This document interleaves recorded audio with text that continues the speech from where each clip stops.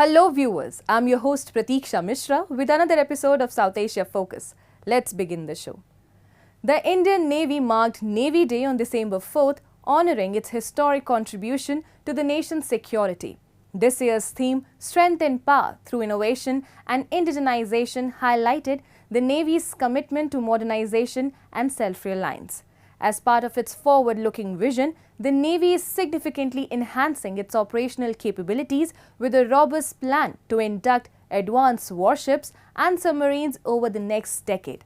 Notably, the Navy is set to debut its first indigenous nuclear attack submarines, marking a major milestone in its quest for strategic autonomy and strengthening its deterrence capabilities on the global stage.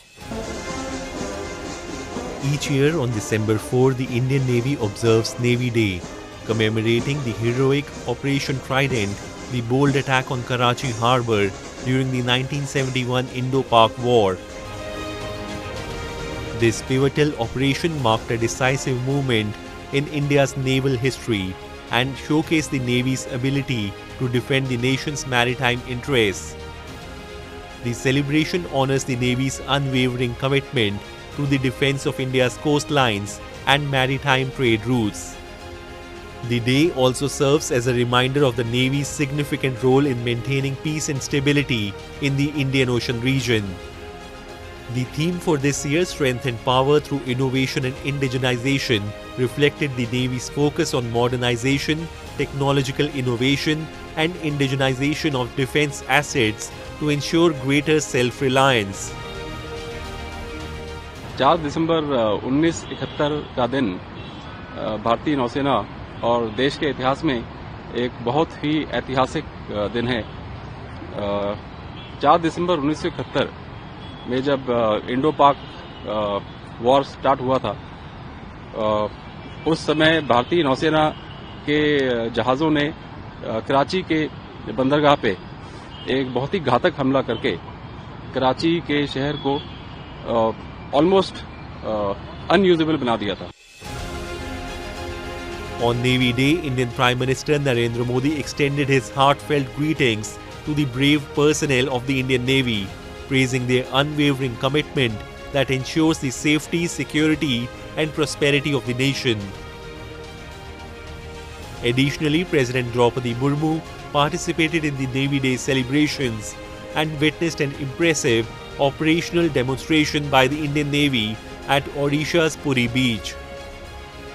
Meanwhile, Navy Chief Admiral Dinesh Kumar Tripathi highlighted the Navy's forward-looking vision, which includes an ambitious plan to enhance its fleet with more than 90 new warships and submarines over the next decade. Admiral Tripathi also shared updates on the Indian Navy's long-term submarine building program, which includes the commissioning of its first fully indigenously designed nuclear attack submarines by 2036 to 37. In 2015, the government amended this, that instead of having all the 12 submarines which are conventional, the 6 submarines were made to be the nuclear-powered SSNs. So the first part, that is the conventional submarines, will obviously we are carrying out preliminary work on that, and they will be purely designed and built in India. There will be no foreign assistance required. Similarly, for the SSNs, 2 have been now granted approval. We have started work on that. We have spoken to all the stakeholders.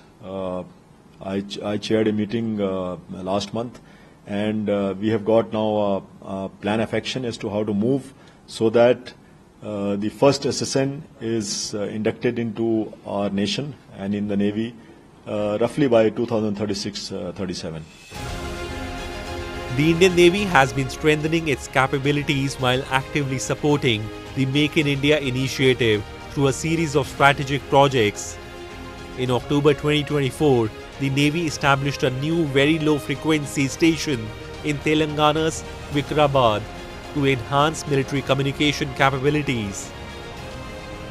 Additionally, the Navy also signed a contract for the short refit and dry docking of the INS Vikramaditya, India's aircraft carrier, with Cochin Shipyard Limited in November 2024.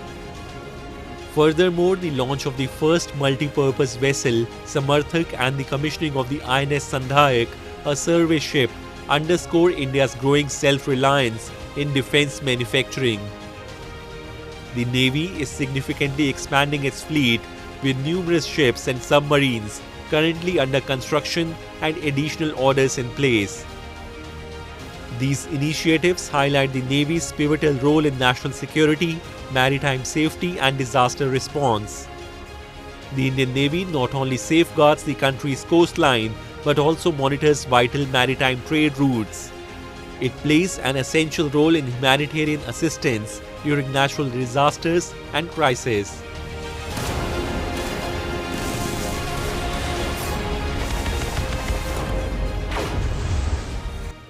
In the UK Parliament, lawmakers raised serious concerns over the escalating persecution of religious minorities in Pakistan. They discussed the misuse of the blasphemy laws, which disproportionately target Christians, Hindus, and Ahmadis, leading to violence and unjust imprisonments.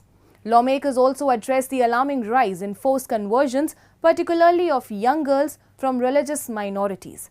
Additionally, they criticized Pakistan's educational system for perpetuating religious intolerance through biased textbooks. A report. Concerns are growing over the alarming reports of discrimination, violence, and persecution against religious minorities in Pakistan. One of the key issues is the misuse of Pakistan's controversial blasphemy laws, which have been increasingly used as tools to target religious minorities. Recently, in the UK Parliament, lawmakers raised serious concerns about the ongoing persecution of religious minorities in Pakistan, highlighting alarming reports of discrimination, violence, and human rights abuses.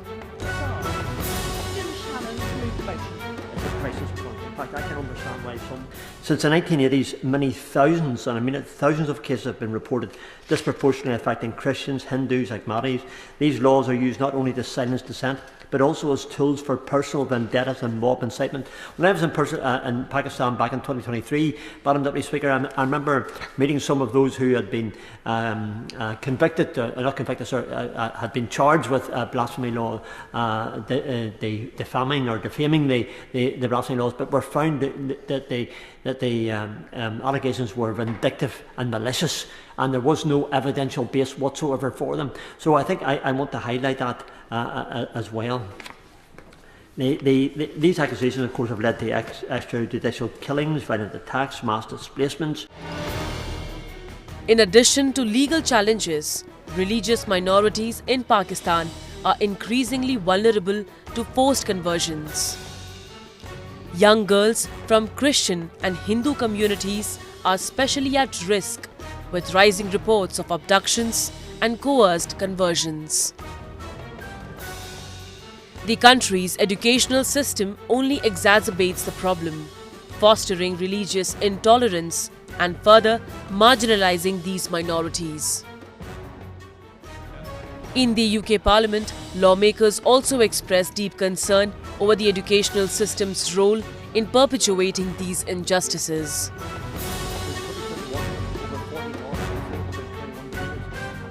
Pakistan's legal framework ostensibly guarantees religious freedom under its constitution, yet the reality is far, far different. The single national curriculum, and just in 2021, has been criticised for marginalised religious minorities.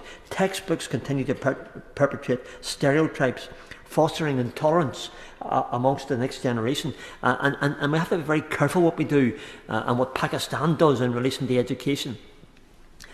We had hoped that on our visit there some time ago, Madam Deputy Speaker, that we would see some of the changes, that we see the opportunities coming to when it says Pakistan says it set so many jobs aside for religious minority groups. The fact is we don't see that. The UK Parliament also discussed the growing repression in Balochistan, where resistance is being harshly suppressed by the authorities. The lawmakers highlighted the ongoing struggles in the region, particularly the women-led peace movements.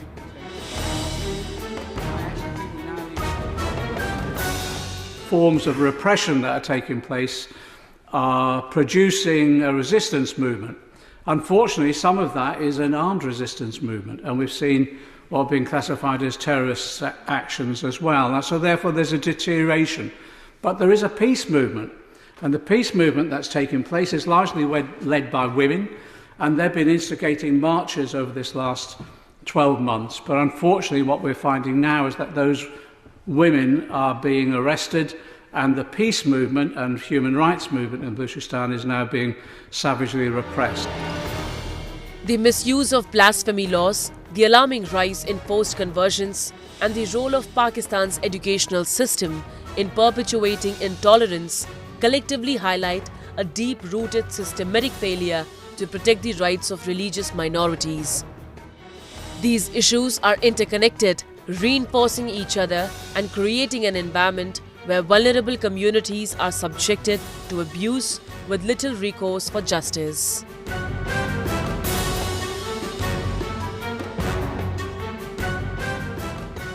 Time now for Asia This Week, the stories from across the continent. Protesters in South Korea gathered in the capital Seoul for candlelight vigil, demanding the resignation of President Yoon Suk-yeol after his botched attempt to impose martial law. Many gathered for the rally, where they held candles, placards and banners while listening to speeches and performances. Yoon's declaration of martial law on December 3rd sought to consolidate power, ban political activity and censor the media in Asia's fourth largest economy and a key US ally.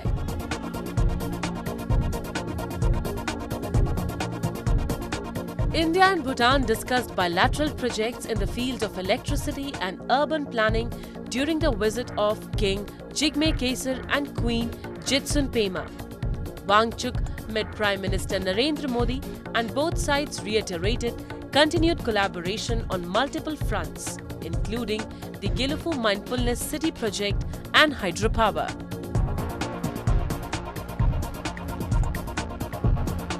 Hamad Al-Balawi, head of Saudi Arabia's 2034 World Cup bid, stated that the country has made significant progress in human rights while aiming to attract more fans than ever to the 48 showpiece event. Saudi Arabia is the sole bidder for 2034 World Cup, with FIFA set to vote on it next week amid concerns about the country's human rights record. Al-Balawi said the strides in human rights, especially in labor laws, are part of Saudi Arabia's commitment to transforming its social and economic landscape under Vision 2030.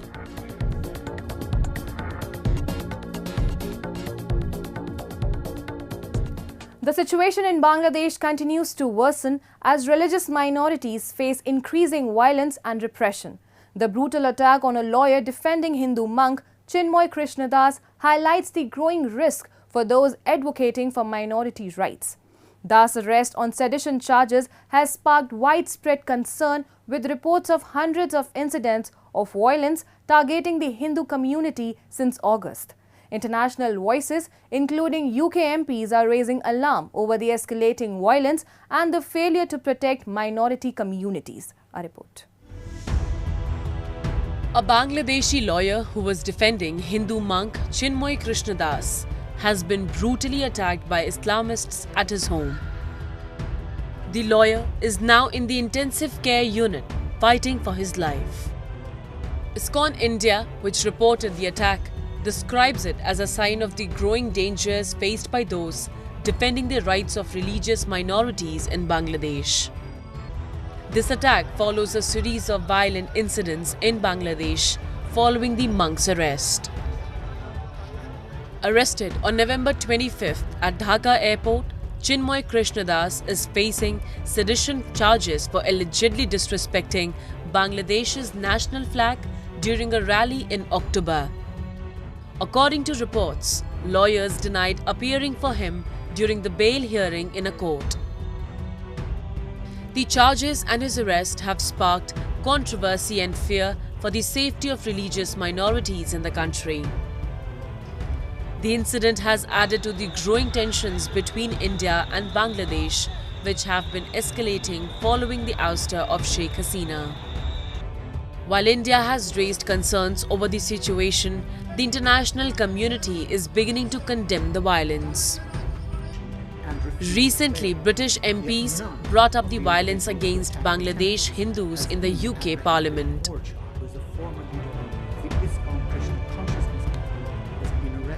Since the fall of the previous government in August of this year, Bangladesh has seen more than 2,000 incidents of violence, most of which have been targeted against the minority Hindu community. Hindus make up less than 10% of the Bangladesh population, and my honourable friend will be aware that anti-Hindu violence has been a recurrent event in the country, and indeed the Jamaat-e-Islami party was earlier this year banned after riots in which 200 people were killed. But whilst Bangladesh no longer has the secular constitution of 1971 and became an Islamic state in 1988, there are nonetheless supposed to be protections for minority religions under Articles 28, 39 and others of the constitution. These appear not to be being enforced. In response to the deteriorating situation and arrest of Hindu religious leader, Bangladeshi feminist author Taslima Nasreen, who was forced to flee the country for her outspoken writings, expressed her concerns on social media. She pointed out the double standards in the country's approach to flags, highlighting how the placement of the saffron flag above the Bangladeshi flag is deemed treasonous, while the flag of the extremist group Hizb ut-Tahrir, when placed above national flag, is considered patriotic.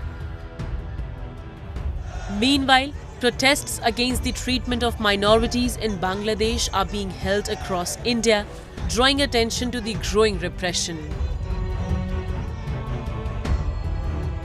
UK MP Priti Patel has called for the British Parliament to outline its engagement with Bangladesh on this critical issue.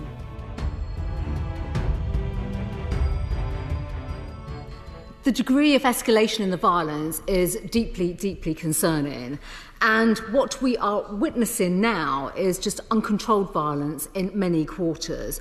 And we are now watching with horror and shock as further violence is spread in Bangladesh.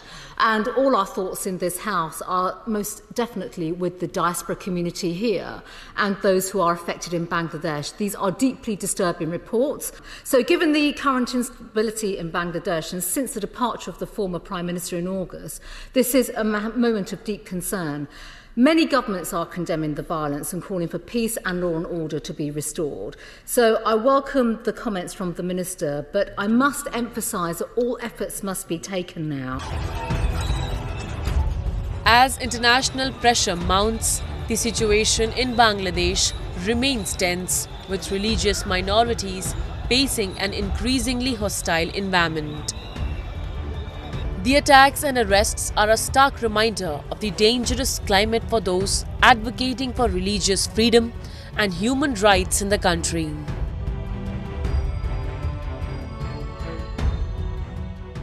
Sectarian violence in Pakistan's Kurram district has spiraled out of control, plunging the region deeper into chaos. A large number of lives have been claimed, with Shia Muslims particularly targeted in ruthless attacks even under the supposed protection of military and police escorts. A recent ambush in Lower Kurram's Ochat area starkly highlights the deep fractures within the nation, where fragile ceasefires crumble and the state's promises of security prove empty. Take a look. Deadly sectarian violence continues to ravage Pakistan's northwestern Kurram district, where over 130 lives have been lost in the past 10 days, despite a tentative ceasefire. The latest ambush on 2 passenger vans in Lower Kurram's Ochat area highlights the perilous plight of Shia Muslims under militant attacks, even with police and military escorts. The victims, mostly Shia Muslims traveling from Parachinar, were attacked as their convoy entered Sunni-majority villages. Disturbing footage from the scene reveals the horrifying aftermath: blood-soaked streets, destroyed vehicles, and grief-stricken survivors. Parachinar resident Nasir Hussain condemned the state's inability to ensure safety.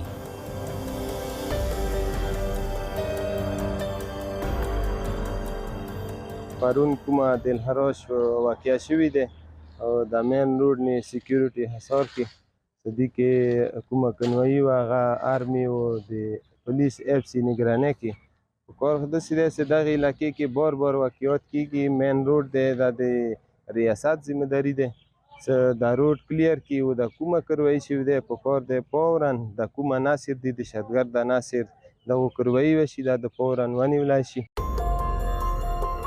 Pakistan's military has faced harsh criticism for its handling of Khyber Pakhtunkhwa's volatile tribal regions. Over the years, the military's alliances with tribal factions, many harboring Sunni extremist sympathizers, have exacerbated sectarian tensions. Instead of fostering stability, these partnerships have emboldened extremist militias like the Tehreek-e-Taliban Pakistan, Hafiz Gul Bahadur faction and others, fueling the rise of violence as a tool of dominance. Hospitals in Parachinar struggle to manage the fallout. روان دي سچویشن چې کوم جاری دی په دې کې لګبګ 50 کسان موږ سره کوم دي هغه ډیډ باډیز ریسیو شوي دي او تقریبا 100 نه زیات چې کوم دي هغه موږ سره زخمیان دي. زخمیانو کې ډېر داسې و چې هغه موږ کور ته ولېږلو کوم چې سیریس وو هغه موږ مینیج کړي دي هغه مو ریټین کړي دي هغه ټریټمنټ روان دی هغه چې کوم سرجریز دی هغه ډے نایټ 24/7 موږ هغه سرجریز جاری ساتلي دي هغه صرف د وجې نه. Kurram district, bordering Afghanistan, has long been a flashpoint for sectarian strife. The influence of militant groups linked to the Afghan Taliban further destabilizes the region, exploiting the Sunni-Shia divide for their agendas. The Shia community in Kurram remains under siege, trapped in a cycle of fear and violence. Despite government assurances, Pakistan's fractured governance and failure to act decisively against rising extremism have left its citizens vulnerable to the unchecked power of radicalized factions. The devastating events in Kurram serve as a stark reminder of Pakistan's growing inability to protect its citizens. As the death toll climbs and despair grows, the pressing question remains: will the state finally act, or will it allow sectarian militias to continue tearing the nation apart? With violence on rise, the hope for peace in Pakistan appears increasingly out of reach. And with that, we come to the end of this week's episode. See you next week. Goodbye and take care.